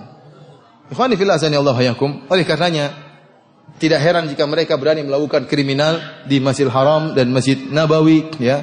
Bahkan terakhir berita yang saya dapat bagaimana orang-orang Iran membagi-bagikan permen yang isinya obat mandul. Ya, mereka bagikan kepada Ahlus Sunnah. Ini sudah saya dengar sekitar 6 tahun lalu. Pertama kali saya bawa istri saya ke Madinah, saya bawa anak-anak ke masjid, maka teman saya melarang, kata Firanda hati-hati. Kamu jangan bawa anakmu ke Masjid Nabawi. Hati-hati, nanti ada orang Iran bagi-bagi apa namanya? Bagi-bagi permen obat mandul. Saya dalam hati saya, orang ini khurafat ya. Terlalu suudzon. Bagi saya dia terlalu suudzon. Di zaman tersebut belum ada pembunuhan-pembunuhan seperti seramai sekarang ini. 7 tahun lalu ya, belum ada. Belum ada pembantian, belum ada YouTube sebagaimana seramai sekarang ini. Saya tidak membenarkan perkataan dia. Sekarang baru terbukti. Ternyata ada orang Iran ditangkap di Masjid Nabawi karena membagikan permen yang isinya obat apa? Obat mandul. Agar Ahlus Sunnah nanti ke depan sedikit jumlahnya sehingga mudah untuk diserang kalau muncul Imam Mahdi. Jadi Imam Mahdi yang akan muncul nanti sangat sangar. Imam Mahdinya orang-orang Syiah. Sangat sangar dan dia pertama kali tatkala dia muncul, dia akan pergi ke Masjid Nabawi, kemudian dia akan mengeluarkan mayat Abu Bakar dan mayat Umar, kemudian digantunglah mayat Abu Bakar dan Umar tersebut di pohon korma. Di pohon korma yang kering. Ini disebutkan dalam buku-buku mereka, dalam Biharul Anwar dan juga dalam kitab Al-Anwar An-Nu'maniyah, dalam kitab-kitab yang lain. Setelah digantung mayat Abu Bakar dan Umar, pohon korma yang tadinya kering menjadi basah, kemudian menjadi segar dan mengeluarkan buahnya dan daun-daunnya. Ini istidraj dari Allah kata mereka. Akhirnya banyak orang yang terpukau dengan keajaiban Abu Bakar dan Umar. Lihat pohon yang kering bisa menjadi basah. Akhirnya orang-orang yang mencintai, punya dalam hatinya sedikit rasa cinta kepada Abu Bakar akan berkumpul di suatu tempat, membentuk saf, membela Abu Bakar dan Umar. Adapun orang-orang yang benci Abu Bakar dan Umar akan dikumpulkan pada saf yang lain, orang Syiah dan semuanya. Maka setelah Ahlus Sunnah seluruhnya dari penjuru dunia berkumpul, maka dibunuh oleh Imam Mahdi. Jadi Imam Mahdi mereka ini sangar, nanti kalau udah muncul, bukan cuma antum-antum juga bakalan dibunuh oleh Imam Mahdi. Tapi Imam Mahdinya insya Allah nggak keluar ya, karena Imam Mahdinya sudah 1200 tahun sembunyi nggak keluar sampai sekarang. Ikhwani fillah azanillahu wa iyyakum, ini kita berbicara tentang sejarah berdarah orang-orang Syiah dan sekarang kita akan berbicara tentang akidah orang-orang Syiah. Ikhwani fillah azanillahu wa iyyakum, di antara kekhususan orang-orang Syiah ini kerusakan akidah orang Syiah yang tidak dimiliki oleh firqah-firqah sesat yang lainnya adalah meyakini Al-Quran tidak otentik, Al-Quran kurang. Al-Quran terjadi perubahan. Para ulama ahli firqah-firqah dalam buku-buku mereka seperti saya sebutkan, seperti Maqalatul Islamin, ya, aqaid apa namanya, aqidah 73 firqah, dalam kitab Al-Farqu Bainal Firaq, dalam kitab Al-Milal wan Nihal karya Syahristani, dalam kitab misalnya An-Nihal fil Milal wal Ahwa, ya, karangannya Ibnu Hazm. Mereka menyebutkan banyak firqah. Di antaranya firqah Khawarij, di antaranya firqah Mu'tazilah, di antaranya firqah Murji'ah, dan cabang-cabangnya di antaranya firqah Rafidhah, firqah Syiah. Namun seluruh firqah-firqah sesat yang ada dalam Islam semuanya mengakui bahwasanya Al-Quran itu otentik, tidak ada perubahan. Semuanya. Hanya saja mereka sesat dari sisi penafsiran Al-Quran. Tapi mereka mengakui Al-Quran tidak ada perubahan. Al-Quran itu murni dijaga oleh Allah. Mereka mengakui firqah sesat manapun. Kecuali orang-orang Syiah. Orang-orang Syiah ini satu-satunya firqah yang menyatakan Al-Quran ada perubahan. Ini akidah spesialnya orang-orang apa? Syiah. Yang tidak dimiliki oleh firqah-firqah sesat yang lainnya. Dan ini benar-benar mereka nyatakan dalam buku-buku mereka. Bahkan riwayat tentang telah terjadi perubahan terhadap Al-Quran, ribuan riwayat. Tidak mungkin mereka tolak. Dan termaktub dalam buku-buku terkenal mereka seperti Al-Kafilul Kulaini, kemudian Biharul Anwar, dan kitab-kitab topnya milik-milik orang Syiah semuanya menyatakan Al-Quran tidak otentik lagi. Oleh karena tatkala Ibnu Hazm rahimahullah berdebat dengan orang-orang Nasrani, kemudian Ibnu Hazm membuktikan bahwasanya dalam Injil itu ada perubahan, tidak otentik lagi karena ada tangan-tangan manusia yang merubah Injil. Disebutkan kontradiksi antara yang terdapat dalam Injil disebut oleh Ibnu Hazm, membuat orang-orang Nasrani bungkam, tidak bisa berbicara, mengakui bahwasanya Injil telah terjadi perubahan. Namun apa kata orang-orang Nasrani? Benar Injil ada perubahan, tapi Al-Quran juga ada perubahan. Kata Ibnu Hazm, siapa yang bilang Al-Quran ada perubahan? Orang-orang Syiah yang mengatakan demikian. Kata Ibnu Hazm, orang Syiah bukan Islam. Gampang. Kata dia apa? Orang Syiah bukan apa? Bukan Islam. Karena barang siapa yang mengatakan Al-Quran ada perubahan, itu bukan orang Islam. Allah Subhanahu wa taala mengatakan, Qul la in ijtama'atil insu wal jinnu ala ayyatu bimithli hadzal Qur'an la ya'tuna bimithlihi walau kana ba'dhum li ba'dhin dhahira. Katakanlah meskipun seluruh jin dan seluruh manusia berkumpul untuk bisa membuat seperti Al-Qur'an, mereka tidak bakalan bisa. Kalau ternyata Al-Qur'an ada perubahan, law kana min indillah indi ghairillah lawajadu fi ikhtilafan katsira. Kalau Al-Qur'an bukan dari Allah, maka akan terjadi banyak kontradiksi. Kalau ternyata Al-Quran ada perubahan, orang lain bisa bikin seperti Al-Quran. Tapi Al-Quran dijaga oleh Allah. Inna nahnu nazzalna dzikra wa inna lahu lahafizun. Kami yang turunkan Al-Quran dan kami yang akan menjaga Al-Quran. Kita orang Islam meyakini, barang siapa yang meyakini ada satu huruf dalam Al-Quran yang kurang dan dirubah, kita bilang dia kafir. Berarti kita tidak meyakini penjagaan Allah terhadap Al-Quran. Bagaimana lagi kalau orang-orang mengatakan Al-Quran ya banyak perubahan, ayat-ayat didistorsi, ayat-ayat kurang, yang lakukan siapa? Para sahabat. Oleh karenanya satu akidah orang Syiah ini sudah cukup membuat kita mengkafirkan mereka. Karena memang kita meyakini bahwasanya Al-Quran adalah sempurna dan tidak ada perubahan, dan Allah menjaga Al-Quran dari adanya perubahan. Oleh karenanya di antara mukjizat Al-Quran, ya, walaqad yassarnal lidzikri, kami telah mudahkan Al-Quran untuk apa? Banyak orang yang menghafal Al-Quran mudah. Orang anak kecil aja hafal Al-Quran. Umur masih 7 tahun, 8 tahun sudah hafal Al-Quran. Ada perubahan sedikit Al-Quran, maka akan ketahuan. Tidak mungkin ada perubahan dalam Al-Quran. Namun inilah akidah orang-orang Syiah. Sampai-sampai ulama mereka yang bernama An-Nuri At-Tabarsi menulis sebuah kitab Faslul Khitab fi Tahrifi Kalami Rabbil Arbab. Penjelasan yang gamblang tentang bahwasanya Al-Quran sudah berubah. Dan dia menukil banyak perkataan ulama tentang adanya perubahan dalam Al-Quran. Inilah yang menyebabkan terjadi perkelahian di Sampang, iya atau tidak? Gara-gara meyakini Al-Quran sudah tidak otentik. Ya, orang jengkel dibilang Al-Quran tidak otentik. Kitab suci yang kita selama ini kita yakini dikatakan tidak beres. Dan meyakini Al-Quran itu kurang, ini kekufuran yang paling top. Kenapa? Kalau kita meyakini Al-Quran itu kurang atau ada perubahan, maka tidak ada kekufuran lagi. Orang boleh meninggalkan sholat, orang boleh berzina.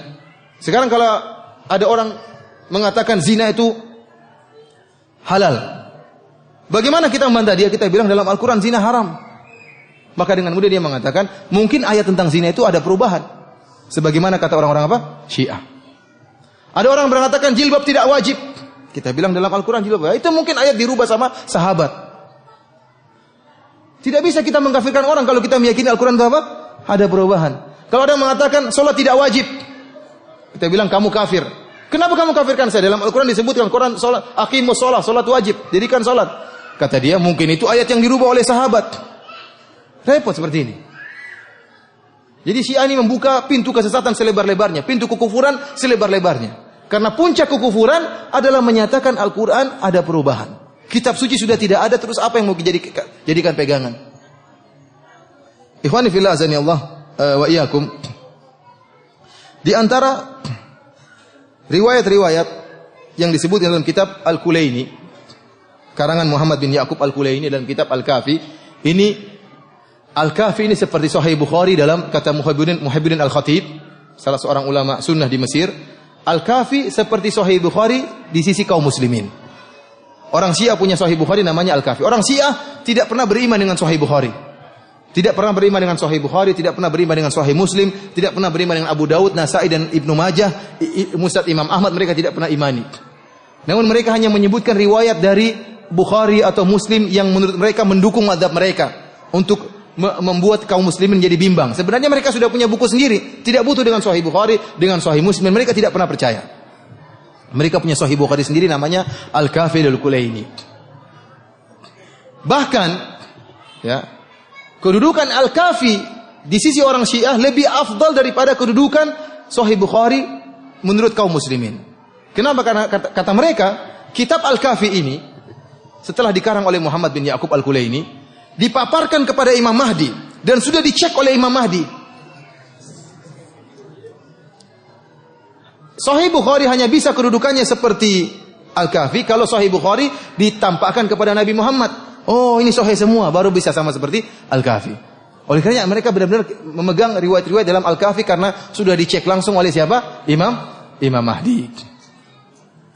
Di antara riwayat yang terdapat dari Imam Mahdi dalam kitab Al-Kafi, kata Abu Abdullah Ja'far As-Sadiq, dia mengatakan, wa inna indana la mushaf Fatimah. Sungguhnya di sisi kami ada mushaf Fatimah. Wa ma yudrihim ma mushaf Fatimah. Tahukah mereka apa itu mushaf Fatimah? Mushafun fihi mithlu Qur'anikum hadza 3 marrat. Mushaf Fatimah, Quran ka Fatimah itu seperti Quran kalian 3 kali lipat. Kemudian apa kata Ja'far As-Shadiq, imam mereka? Wallahi ma fihi min Qur'anikum harfun wahidun. Demi Allah, tidak ada pada mushaf Fatimah itu satu huruf pun yang ada pada Quran kalian. Ini kegoblokannya orang Syiah. Berarti Quran mereka bukan bahasa Arab. Kata dia Qurannya berapa kali lipat? 3 kali lipat. 3 kali lipat ini tidak ada satu huruf pun yang ada di Quran kita sama dengan padahal huruf cuma alif bata sampai ya atau tidak? Tidak ada huruf yang lain. Berarti Quran mereka bukan pakai bahasa Arab, bahasa Persia atau bahasa Jawa mungkin. Ini gobloknya mereka. Mereka bikin kedustaan tapi goblok. Kalau mereka mengatakan Quran kami 3 kali lipat dari Quran kalian, cukup, selesai. Tapi mereka bodohnya nambah, kata mereka tidak ada satu huruf pun dalam Quran kita ada pada Quran kalian. Terus pakai huruf apa kalau gitu? Di antara riwayat yang mereka katakan juga dari Abu Abdullah, dari Ja'far As-Shadiq juga, dia mengatakan apa? Innal Quran alladzi ja'a bihi Jibril ila Muhammadin 17,000 ayah. Sungguhnya Quran yang diturunkan oleh Jibril kepada Muhammad 17.000 ayat. Quran kita berapa ayat? 6.000 ayat. 6.000 kali 3 berapa? 18.000. Ini juga bodoh, tidak tahu matematika. Harusnya 3 kali lipat itu 18.000, dia bilang berapa ribu? 17.000. Bahkan Dr. Al-Qazwini, salah seorang ulama Syiah abad ini, salah seorang ulama kontemporer Syiah, dia memberi contoh tentang ayat yang kurang. Kata dia dalam surat Al-Imran ayat 33, Allah berfirman, Inna Allah astafa Adam wa Nuh wa ala Ibrahim wa ala Imran ala alamin. Sungguhnya Allah telah memilih Adam dan Nuh dan keluarga Ibrahim dan keluarga Imran di atas alam semesta, dalam segala umat, di atas segala umat. Kata dia, ada ayat yang dikurangi oleh para sahabat. Harusnya Allah berfirman, Inna Allah astafa Adam wa Nuhan wa ala Ibrahim wa ala Imran wa ala Muhammadin alal alamin. Sungguhnya Allah telah memilih Adam dan Nuh dan keluarga Ibrahim dan keluarga Imran dan keluarga Muhammad Ahlul Bait di atas seluruh umat manusia. Ini kata dia contoh adanya kekurangan dalam Al-Qur'an. Ikhwani fillah azani Allah wa iyyakum. Inilah keburukan orang-orang Syiah sehingga mereka mengatakan Al-Qur'an terjadi penyimpangan. Kenapa mereka dengan tega menyatakan Al-Qur'an terjadi perubahan? Ya. Bahkan sebenarnya Al-Quran 17.000 ayat. Berarti dikurangi sekitar berapa? 11.000 ayat sudah hilang, ya enggak? Yang tertinggal berapa? 6.000 ayat. Kata mereka Al-Quran harusnya berapa ayat? 17.000 ayat. 17.000 ayat itu berkurang tinggal berapa? 6.000 ayat. 6.000 ayat itu bermasalah. Sudah dikurangi, dirubah-rubah, diacak-acak oleh para sahabat. Dan orang-orang Syiah sering bertakiyah, mereka mengatakan itu Wahabi saja yang mengatakan Al-Quran itu kurang. Itu kedustaan mereka. Quran kami sama dengan Quran kalian. Lihat kami baca Quran kami. Itu bohongnya orang-orang Wahabi. Ini takiyahnya orang-orang apa? Syiah. Kita bilang yang benar, yang kamu baca memang Quran sama dengan Quran kami. Karena memang mushaf Fatimah itu cuma hayalan, khurafat, tidak ada. Karena mereka meyakini Quran mereka lagi dibawa sama Imam Mahdi. Ya. Capek bawa 3 jilid mungkin berapa? Sembunyi dalam gua tidak keluar-keluar bawa Al-Quran. Nanti kita akan lihat dia bukan cuma bawa Al-Quran, Taurat, Zabur juga dia bawa semuanya. Capek dia mungkin belajar 1200 tahun belajar Al-Quran, Taurat, Injil, Zabur, Suhuf Ibrahim dan Musa semua ada sama dia. Jadi memang tidak ada mushaf Fatimah di sini, mereka tidak ada. Cuma yang jadi masalah, benar Quran kami sama dengan Quran kalian, tetapi keyakinan kami terhadap Al-Quran tidak sama dengan keyakinan kalian terhadap Al-Quran. Orang Iran kalau di Madinah, mereka juga baca mushaf Madinah cetakan Saudi. Memang boleh sama yang dibaca, tapi keyakinan berbeda, tidak sama keyakinan kami dengan keyakinan kalian terhadap Al-Quran. Keyakinan kami Al-Quran sempurna, tidak ada kekurangan. Keyakinan kalian terhadap Al-Quran tidak sempurna, ada kekurangan dan ada perubahan. Sebagaimana Allah kami dengan Allah kalian sama, tapi keyakinan kami terhadap Allah berbeda. Nabi Muhammad sama, Nabi Muhammad kamu dengan Muhammad kami. Tetapi keyakinan kami terhadap Nabi Muhammad tidak sama dengan keyakinan terhadap Nabi Muhammad. Alinya kami sama dengan alinya kalian. Sama atau beda? Sama, tidak ada bedanya. Tapi keyakinan kami terhadap Ali tidak sama dengan keyakinan kalian terhadap Ali bin Abi Thalib radhiyallahu taala anhu. Dan yang lebih menyedihkan ikhwani fillah azanillahu, orang-orang Syiah, ya, selain mereka menyatakan Al-Quran sudah terjadi perubahan, ini sudah cukup membatalkan mereka. Di antara kekufuran yang mereka lakukan terhadap Al-Quran, kata mereka Al-Quran tidak mungkin ditafsiri kecuali oleh imam. Kecuali oleh imam. Jadi mereka mengatakan bahwasanya Al-Quran itu ya dijelaskan oleh Nabi kepada Ali bin Abi Thalib saja, yang lain tidak ada. Kemudian dari Ali bin Abi Thalib kepada imam berikutnya, kepada Hasan, kemudian kepada Husain, kemudian kepada Muhammad Al-Baqir, kemudian kepada Ja'far As-Shadiq, sampai kepada Imam 12 sekarang yang lagi sembunyi di Sirdab. Sehingga mereka mengesankan bahwasanya ada agama Ahlul Bait. Ini yang sering masyarakat tertipu.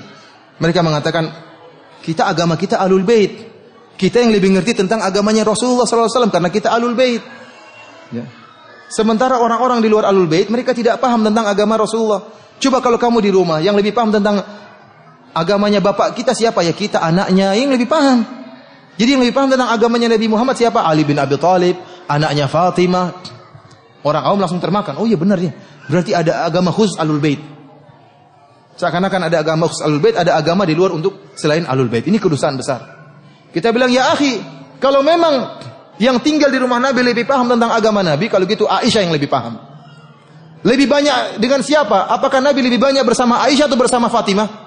Lebih sering bersama siapa Nabi? Sama Aisyah istrinya. Lebih sering bersama Aisyah daripada Fatimah dan Ali. Ali menikah sama Fatimah, sudah tinggal di rumah yang lain. Harusnya yang lebih ngerti agama Aisyah daripada kalian-kalian ini.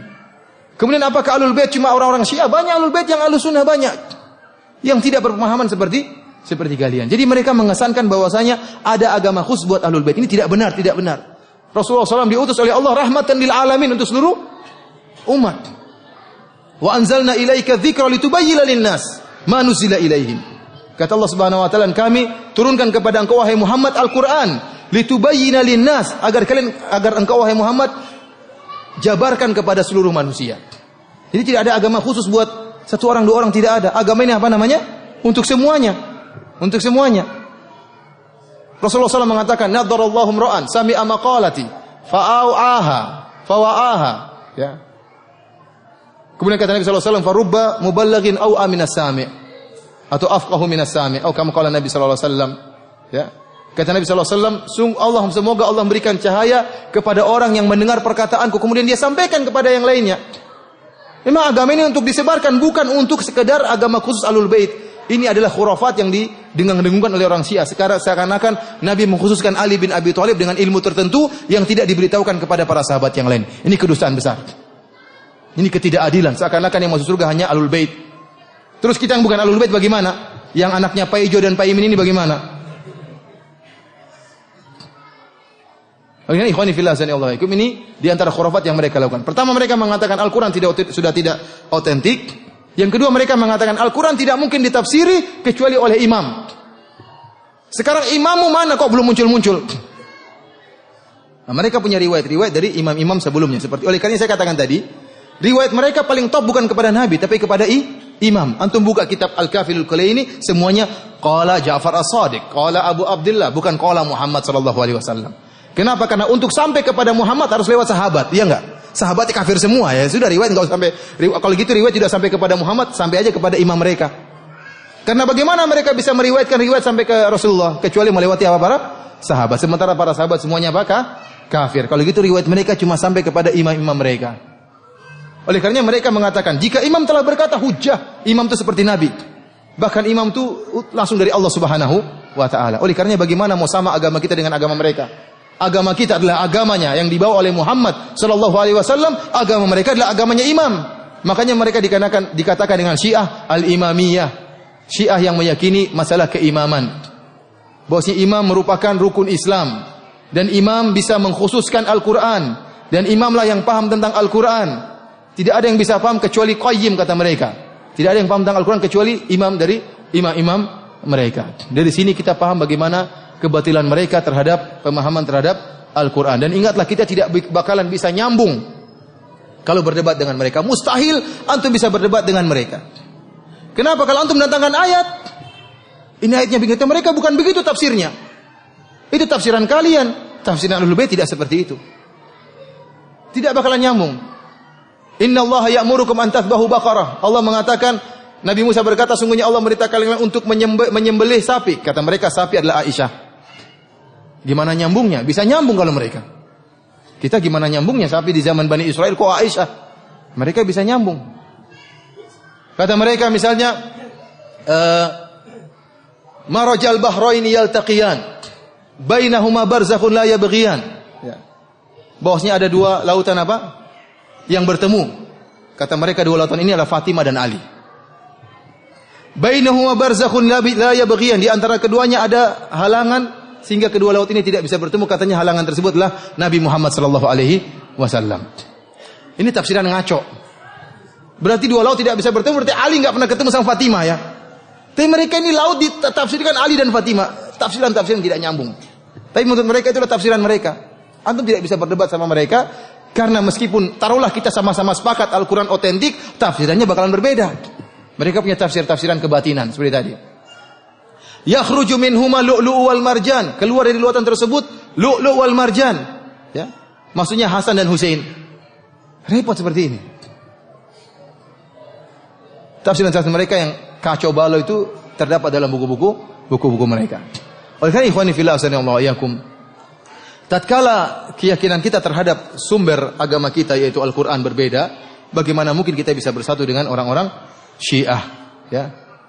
Tatkala kita mengatakan lihatlah Aisyah radhiyallahu taala anha dibela oleh Allah dalam Al-Qur'an. 15 ayat Allah turunkan untuk menyatakan Aisyah bukan pezina. Kata mereka itu bukan Aisyah yang dimaksud Allah tapi Zainab. Repot seperti itu. Enggak bakalan nyambung, benar ini. Tidak bakalan nyambung dengan mereka. Dan jangan pernah berharap bersatu dengan mereka.